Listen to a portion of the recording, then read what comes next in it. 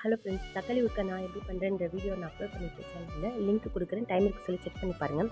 2 kilo தக்காளி எடுத்துகிட்ருக்கேன். 10லேருந்து 15 மிளகா சேர்த்து நல்லா வேக வச்சு எடுத்துகிட்டேன். தோல் எல்லாமே எடுத்துகிட்டு மிக்சியில் நல்லா அரைச்சி எடுத்துக்கணும்.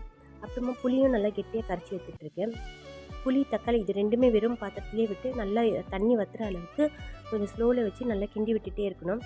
தண்ணி எல்லாமே வற்றின பிறகு அதுக்கப்புறமா இந்த தக்காளியை இறக்கி வச்சுட்டு நம்ம ஈஸியாக டேரெக்டாக தாளிச்சிட வேண்டியது தான்.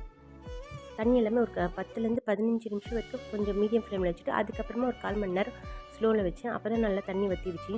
அதுக்கப்புறம் எண்ணெய் காஞ்ச பிறகு கடுகு, பெருங்காயத்தூள், வெந்தயப்பொடி, குழம்புத்தூள், கறிவேப்பிலை இது எல்லாமே சேர்த்து அதுக்கப்புறம் அந்த வதக்கி வச்சுருக்க இந்த தக்காளியும் இதை சேர்த்துட்டு ஃபுல்லாக ஸ்லோ பண்ணிவிட்டு ஒரு 15 நிமிஷம் விட்டேன்.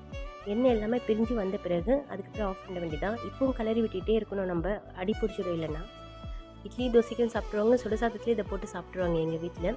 ட்ரை பண்ணி பாருங்கள். தேங்க்யூ ஃபார் வாட்சிங்.